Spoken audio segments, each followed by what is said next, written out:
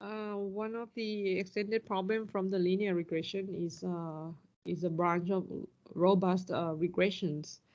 This is when we have some issues that no longer satisfy assumptions in the ordinary linear least square. All right.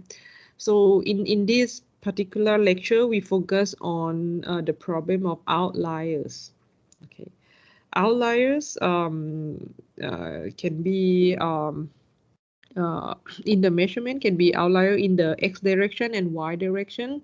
We will give you an example of how to detect outliers, okay, using some stats here. And we're going to discuss about some basic methods in robust regression. That's a weighted least square, concept of M estimator, and iterative reweighted least square. So in order to discuss the following, I remind everyone that we rely on this DGP. All right, the result that y has a linear relationship with x, and you have some corrupted noise term. We use big N for the number of samples. We use small n as a number of coefficients. Okay. Outlier in the measurement. So this is some example where you have data points in the blue dots. Okay, and we have some outliers here, and these in this graph we represent that. Suppose if I fit the linear least square on the blue dots, so that when the data is clean, you know, we get rid of all outliers. That's how so the the linear least square fit, of course, will try to lies in between those points.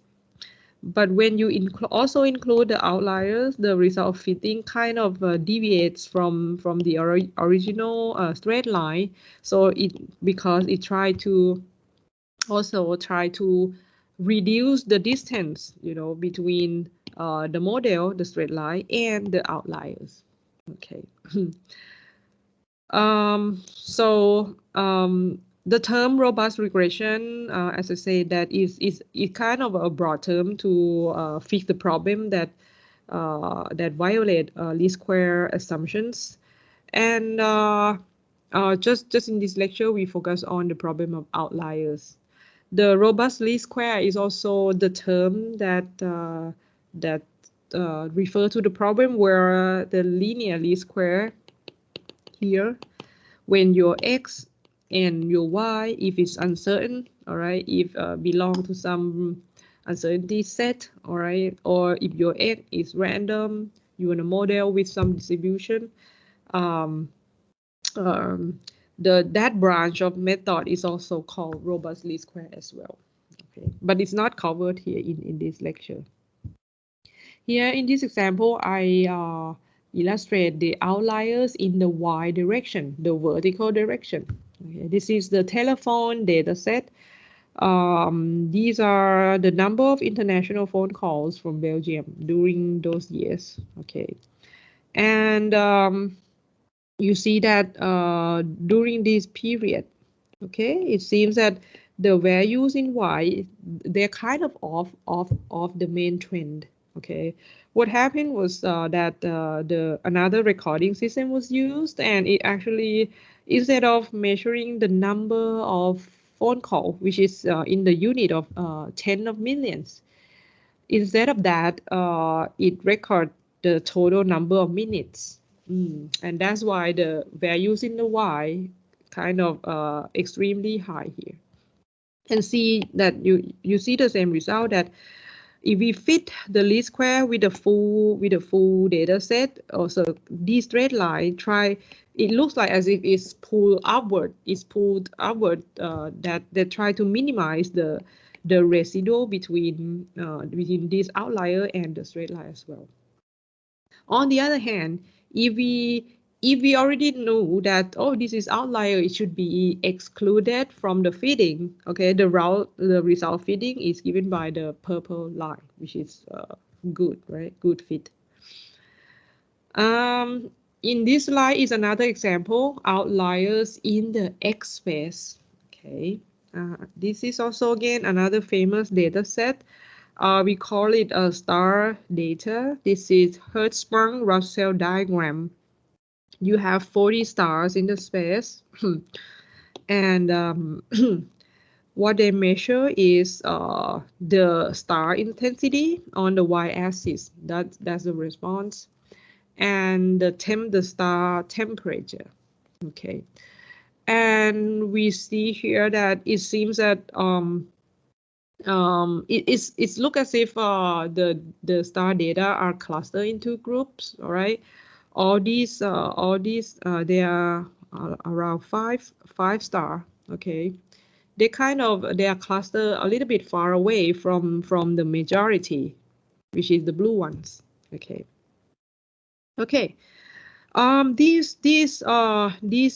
These 4 star here, okay, they called giants.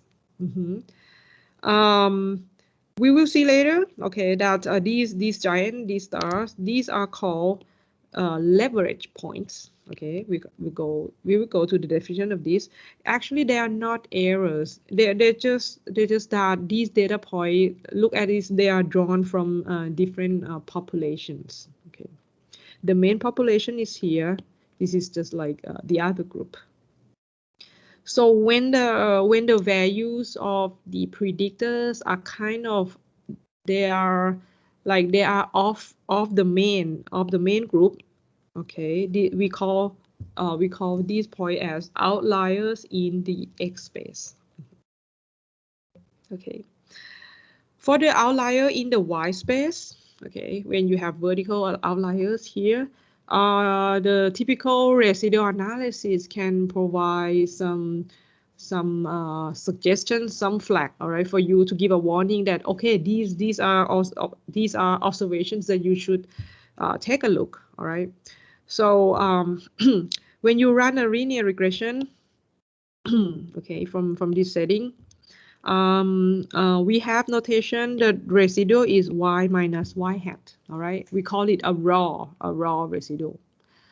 MSE, the term MSE that we typically use is actually the term stands for an approximate of noise variance. Okay, as I said, that is a residual sum square normalized by big N minus small n, and it is unbiased estimate for sigma square.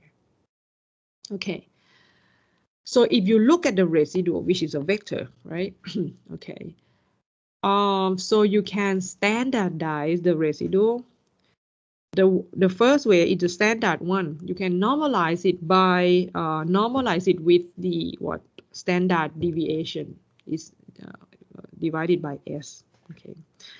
Another one, okay, is called studentized or the Jackknife Residual. It can be computing this way. Is the residual Ri, all right, and normalized by the first term. Take a look at the first term. This is the MSE, okay? But it's the MSE that is obtained based on the model when the ith observation is removed. Okay? Suppose so you have y1, yn, and you have x1 xn, okay? And you have okay, MSE minus 3 would mean that you remove y3 and x3. You remove it from the regression. When you remove it, you compute this quantity, okay, by using n minus 1 samples. Okay. The other term is 1 minus HII. We will explain the definition of HII later, but that's that is the value that refer to leverage point. If H is high, it means that your predictor X tend to be outlier in the X space. Okay, so the studentized or the Jackknife Residual is given by this specialized way of normalization. So you can detect potential outliers based on these value if it's bigger than the threshold. All right, so bigger than the threshold, you see that the t distribution and depends on you. So you can use 3 suggestion, or some people use 2 as well. Okay, so if these standardized or studentized residual are bigger than 3, that you should bring a flag on those observations that, oh, it could be potentially, you know, an outliers. Okay, I would like to mention that the studentized or the jackknife residual can also explain through the concept of deleted residual as well. But for now, we will not go into that. All right. I have a reference so that you can read, have a further reading. Now, okay, that's one way. That's one way of detecting outliers in the y direction. In this slide, I would like to introduce some indicator that can detect a leverage point or a potential outliers in the x direction. The hat matrix is defined as this matrix in the yellow box. Is this matrix familiar to you? X times X transpose X inverse X transpose. Panat? Have we seen this before, this matrix? It's in the y beta estimator and p multiplied with x. This is the, no, not with x, this is with y. This is actually the orthogonal projection. All right, so when you, it's actually the notation p I used previously, but now I use the matrix H. Okay, the matrix H here is orthogonal projection that maps y to the y hat. All right. Okay. So this is the matrix of big N by big N. All right. So the Hij by the meaning, it gives the effect from the observation J on the prediction component I. The diagonal elements are the ones we pay attention to, Hii, all right, which is equal to the derivative of y hat I with respect to yi. Then the meaning would be is the effect of the I observation on its own prediction. Okay.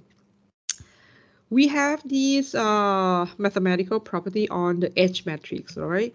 It is orthogonal projection, so it is symmetric and idempotent. Okay, it is whole that it is we can show. This could be a homework exercise as well. That if you have a matrix X and you pick up all the diagonals term and then take the average 1/n here. That average value that I can say is a mean, the average is actually the ratio of n small n to big N.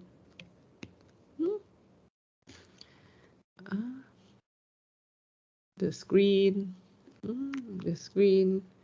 freezes again.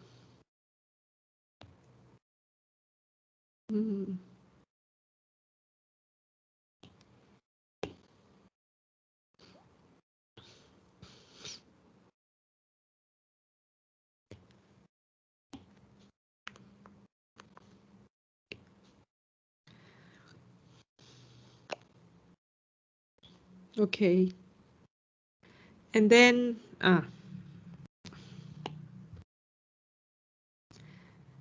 and also we can show that the diagonal of the hat matrix is between 0 and 1. Okay, of course the diagonal has to be non-negative because this matrix is positive semi-definite. These two properties will be exercised to prove. All right, and then because we know that its average is about the ratio n small n over big N, so we say that the I observation has a high leverage. It is bigger than some threshold. And of course, this is not kind of like don't take this seriously. It's just like people here I use, you know, twice the average. Some people can use a factor of 3, of course. In a high leverage, it means that those observation, the predictor X is a little bit kind of far away from the main group, from the majority. And I have this scheme try to explain that the high leverage and the low leverage point, but also I have another aspect to be concerned. Okay, so in this graph we have blue dots. These are the majority of the observations. Okay, so in here I label the blue one and the gray one. These are, suppose these are 2 points that have high leverage. Okay. Then again, I would like to differentiate between these 2 cases. Suppose these 2 ones, the black and the gray, these are high leverage points. All right. So you can think, like, you may think that, oh, these should be outlier, you should put a flag on. But again, let's take a look at, you know, the influence. The black one, if the black one is included in the model, of course the least square fitting would be kind of, again, will have an effect from including the black point. On the other hand, if the gray point is included in the model, the result of fitting when including the gray one should also kind of, I mean, it doesn't affect much, right? Because the gray point, even though it has a high leverage point, but it stay on basically on the same trend as the other observations. So in this example, we say that the gray one is a higher leverage point, but it has a low influence. The black one is a higher leverage point, but it has a high impact, high influence. Okay, we can also explain from the point where have low leverage. Okay. Low leverage point means that the points in the predictor X, are not stay kind of away from the majority that much. All right.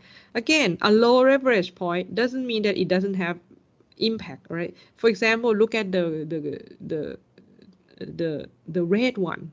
The red point has a low leverage. But it also, again, it has a high influence, because if this red one were included in the model, the fitting will be, of course, changed by the effect of this red one. Okay.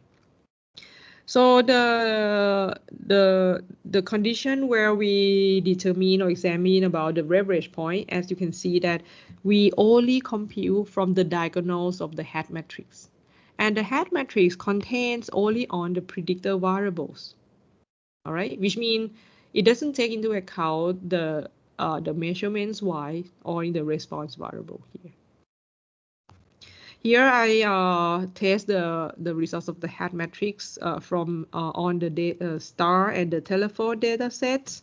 I use the threshold of 2, all right, 2 times twice the average of the diagonals. Okay, the x-axis is the index of the samples. The y-axis I plot HIR, the diagonal of the hat matrix. So you see in the star data, there are 4 points in the hat matrix diagonal that exceed the threshold. So those points are actually the giant stars that correspond to these points. On the other hand, on the telephone data, you see that all the diagonals on the hat matrix stay below the threshold. Okay. So it means that it doesn't point out any outlying observations on this data set. Okay. Okay. again, let me emphasize that when you see the hat metric, you should be aware that it can potentially detect, you know, something that might be outliers. But you should also take into account that some data point must be influential or not, right? In order to say that, oh, it's going to affect your regression fitting. Okay. The next one, this is the another way of detecting outliers. This is called Cook's distance.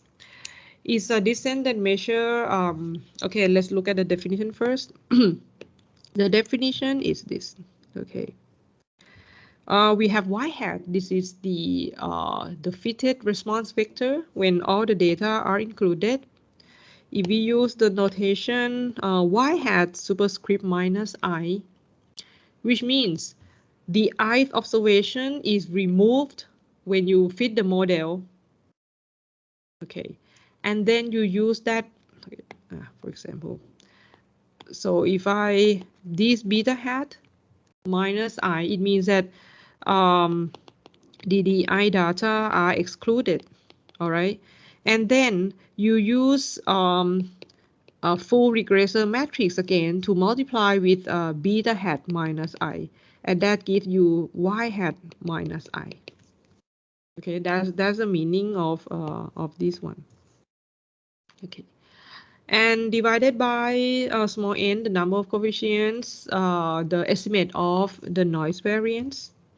Okay, this is a definition. So so this is a distance measure that measure how the ith observation have an effect on the fitted response. The definition that I explained in the red box can also be shown that it is equivalent to the green box as well, algebraically. Okay, when we represent in the green term, it says that this is the deviation between beta hat and beta hat superscript minus I. The meaning is that beta hat minus I is the least square estimate when you fit the data set without the I observation. Okay. So with the interpretation in the green box, it suggests that the Cook's distance also measure the effect of the I measurements on the regression coefficients. Like how your regression coefficient will be perturbed away from the original one when the I observation is not in the fitting process. Okay. And of course, we have another equivalent term that, okay, this DI can also be derived that it is in the pink one. Okay, they are all equal, the red and the green and the pink one. These terms suggest that your DI consists of two terms, the yellow one and the blue one, based on the two components. The first component is of course represented by Ri square. That's the residual component I. The residual just measure the accuracy of the fitting. So the yellow term, okay, suggests how well the model fits the response. Okay. The second term, the blue term, the ratio of HII 1 minus HII square. This is suggests HII. What is it? Is the diagonal of the hat matrix. So the blue term here, the ratio, this function, it suggests how far your predictor xi from the majority of other predictors, other observations of the predictors. So in the Cook's distance, again, we're gonna say that of course if the Cook distance is high, right? It means that I observation has a high effect on the perturbation of the regression coefficient and also the perturbation on the fit response. So the observation I that has a high Cook's distance should be considered as a potential outliers. And when we examine those values, you can use a threshold. Some practical guideline would be 3 times its average value. The Cook distance, of course, we have subscript I here. I run from 1 to to n, big n samples. So the notation d bar here means that you compute the average of Cook's distance from all n samples, n observations. Okay. Now let's take a look at the star and the telephone data sets. Now we see that the dashed line here, because I use the MATLAB command to compute the Cook's distance. In MATLAB, they use the threshold of 3 times the average value. So you see here that these observations, okay, these has a high Cook distance. When I go back, so I look at the index of observations here. It turns out that 3 of them are the 3 of the giant stars. And for the telephone, okay, we have these 3 indices here, that the Cook distance is high, and that correspond to these years, and that it can detect. If I go back here, it can detect some of the outliers in the white space from the telephone dataset, and it can also detect outlier in the X space from the star dataset. Again, Cook distance is already included in any statistical software package when you run a linear regression. Now, as we give you some tools to detect potential outliers, so let's talk about a method to take care of these issues. First, I would like to introduce a weighted least square. Okay. A weighted least square has this definition that when the matrix W is given and it is positive definite matrix. The weighted least square is a problem where you put the weight matrix, multiply with the quadratic form in the residual vector. Compared to the least square, you minimize y minus x beta square, right? And that is y minus x beta transpose I, right? As if it's identity matrix.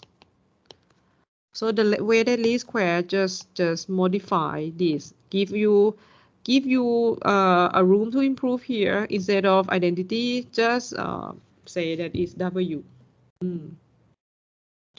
So if I write it into vector form, suppose this is your R, right? Your R. If I have W11 here, W22, WNN, okay? So let's say in a very special case, when W is diagonal, okay?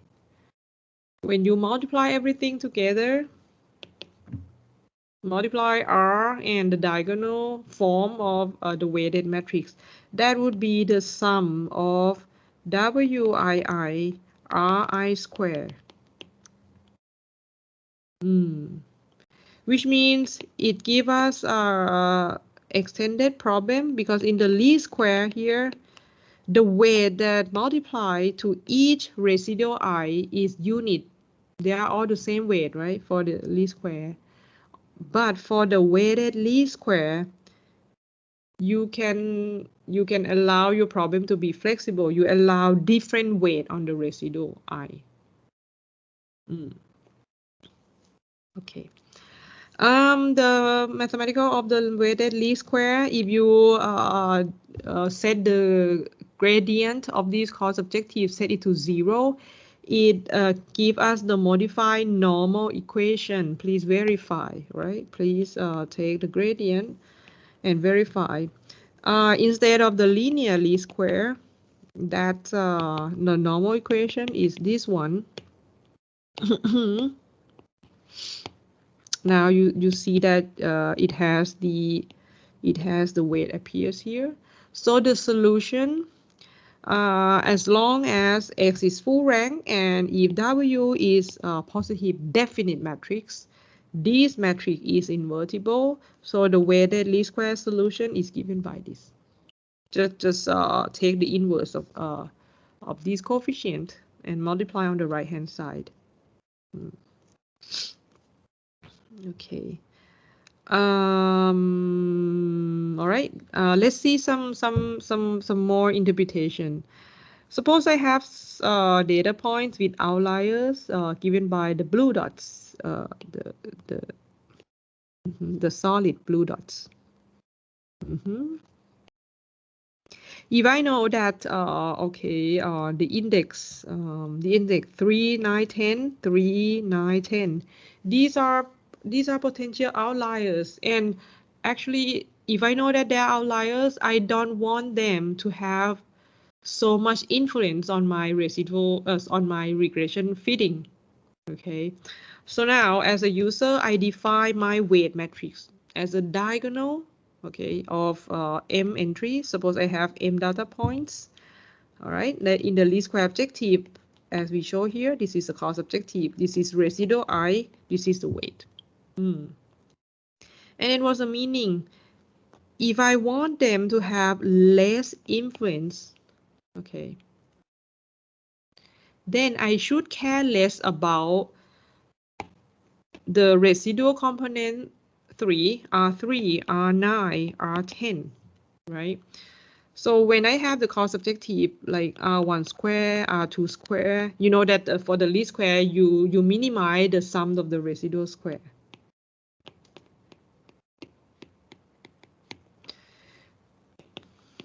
All right, again, in the least square, linear least square, you give it equal weights. But now in this scenario, you have outliers. R3, you want to penalize less, like you care less about these residual, because you know that this big residual doesn't come from the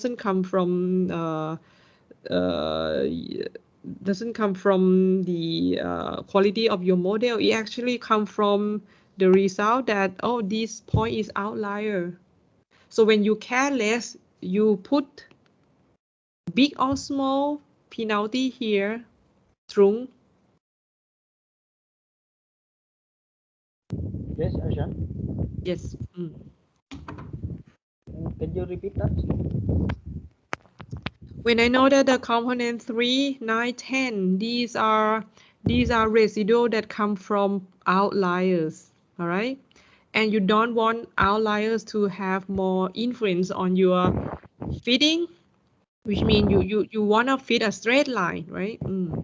But you know that the residual, the portion R3 here come from outlier. You want to care less, you want to put big or high penalty on R3. Or big or small, sorry. Small, Ajahn. Small penalty. So it means that W33 here that you put W99, W10. Oh, I should use just W3, W9, W10, sorry. I should put less values of W3, W9, W10. Okay. And then from the result of fitting, when I do it that way, okay, you see that the fitting, which is the dashed yellow line, is given by the weighted least square, where the fitting of the red line, which is given by the least square, is tilted a bit, right? It's kind of being pulled a little bit upward by these 3 outliers. Okay, that's a concept of the weighted least square. All right. Again, that's going to be some first initial results for us to discuss about other methods. Second of all, let's talk about the loss function in the robust regression. With the same concept that, okay, for those outliers, we'll bring large residual, but those large residuals should be taken care less, right? So with that, let's explore that you can also modify the loss function to have different penalties on the residual magnitude. Now I give an example of 3 plots. The first one is the square loss, the typical 2 norm. The second one is the absolute value function or the 1 norm. And the last one is Hilbert. The Hilbert function has this mathematical expression here where the parameter m is a parameter, all right? When you plot the graph, they are shown here. For the Hilbert, which is the yellow line, okay, basically it says that for Hilbert, for small r, for small residual, it has a square loss, all right? It has a square loss. When r is bigger than a threshold, which is m equals 1 here, it is a straight line. It is a straight line. Okay, between linear function between r and r square, which one penalizes more on the residual? Thiravat? ครับ If you have 2 loss functions on the residual, one is the linear function in R, the other one is quadratic function in R. Which loss function penalize more or care more about large residual? R square R square, right? Because R square is bigger than R, right? yes. So that's why with that characteristic, that's why Huber suggests that when residual is very big, we don't need to use quadratic function. We should penalize less. That's why the second case of Huber is a linear function. Okay, so you can see the height of the graph that compare 3 functions here. The 1 norm or the absolute value function, all right, it gives a small penalty for all residual. Some notes here. So if I minimize the sum of Ri here, this is where my Ri is going to depend on beta. That's going to be convex function. Hilbert function is also convex. The square loss is also convex. All the 3 problems of fitting with these 3 loss functions are convex optimization problem. So in terms of solving numerically, it's very simple. Again, with that observation, actually the concept of modifying the loss function to care less about large residual can be explained through the concept of regression M estimators. It is a problem where M estimator actually is a broad term to refer to a method that your estimator has a sense of optimality. It's extreme in some sense. For example, here, okay, your residual Ri is a function of beta. Okay, your rho is a penalty function. Okay, you normalize Ri with this way with the estimate of the noise variance sigma hat. All right. Here this is an M estimator because after you solve for beta, your beta is extreme in the sense that it minimizes this loss function. Okay. So when rho is R square, this is just the ordinary least square. When rho is absolute value, just absolute value.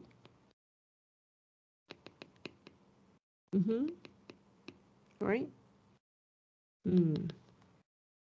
So this again can be written as a vector form. The sum of absolute value. This is a 1 norm. This estimator is called least absolute deviation or LAD. And after you solve it, after you get the beta hat, all right, you compute the residual, and you compute the median of the absolute R. Okay, you normalize, not normalize, you divide it by this spatial number. This give you an approximate of the noise variance. I'm not sure. We don't have time on that, but I mean these particular way of estimating sigma hat can be explained in the concept of median absolute division. It just say that if you compute the median of absolute deviations of the data's median, you can approximate sigma hat or the scale parameter from this MAD. Okay, and the values K here has some analysis can be shown to be this guy 1/0.6. Okay.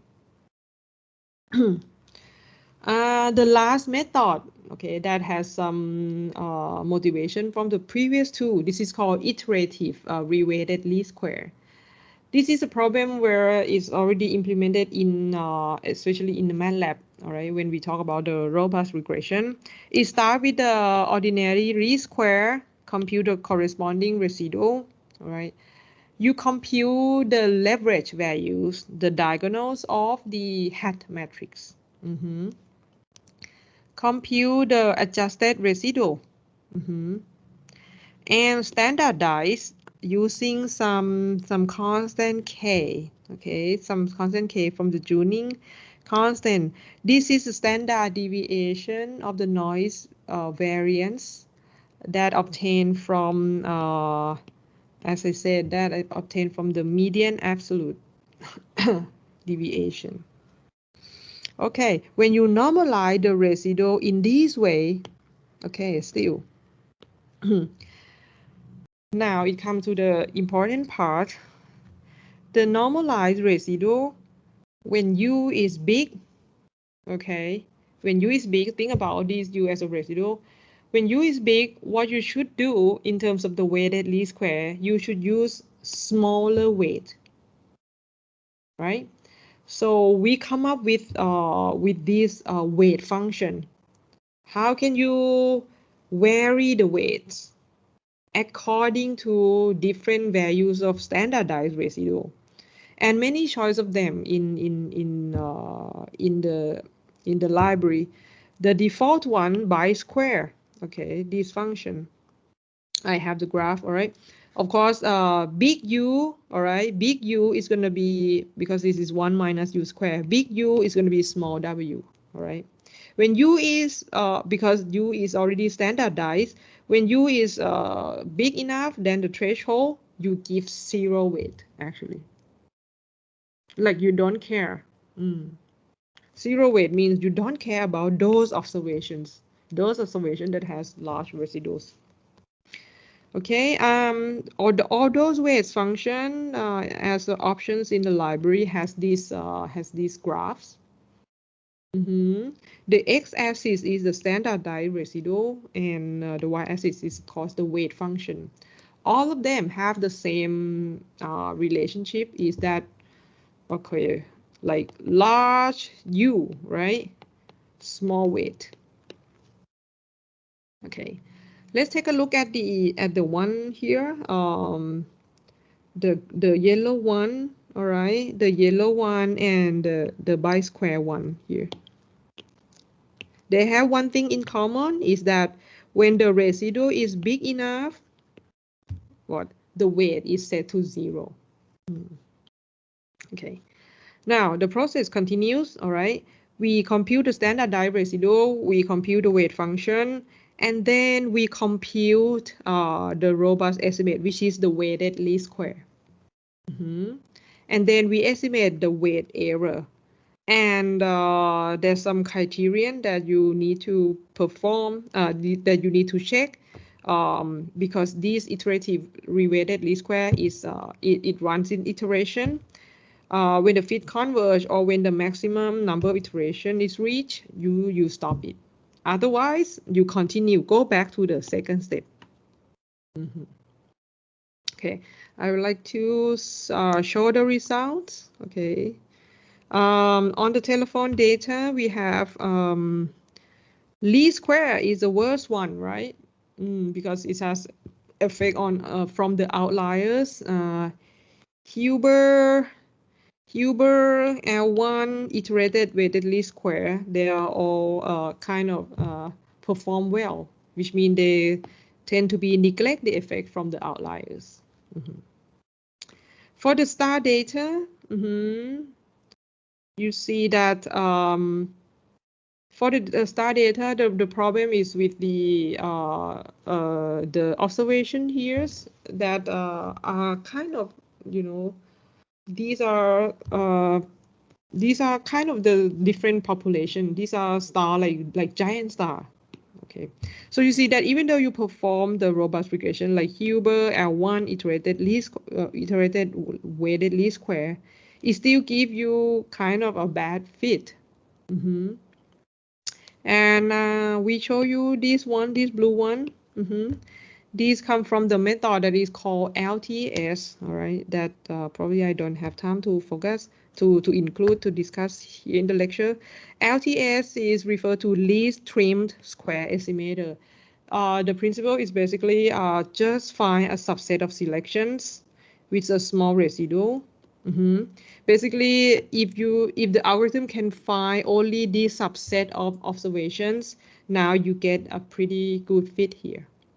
But the steps, but the but the critical step is how can you recognize the subset of observation that has a small residuals. Okay. That's about it. I think we only have time to cover about the introduction of the robust regression. We modify basically the method that we explained in this lecture. We modify the loss function to less penalize on the large residuals. Okay, that is the Huber, the one norm. The one norm loss function is also called MAE, mean absolute error, and the iterative weighted least square. Also, many other algorithms exist in the literature. I have some reference here. This is a good book in Outlier and Robust Regression. Okay, that he's a professor sorry, I forgot the school name. All right, and there's some instruction in the MATLAB guideline.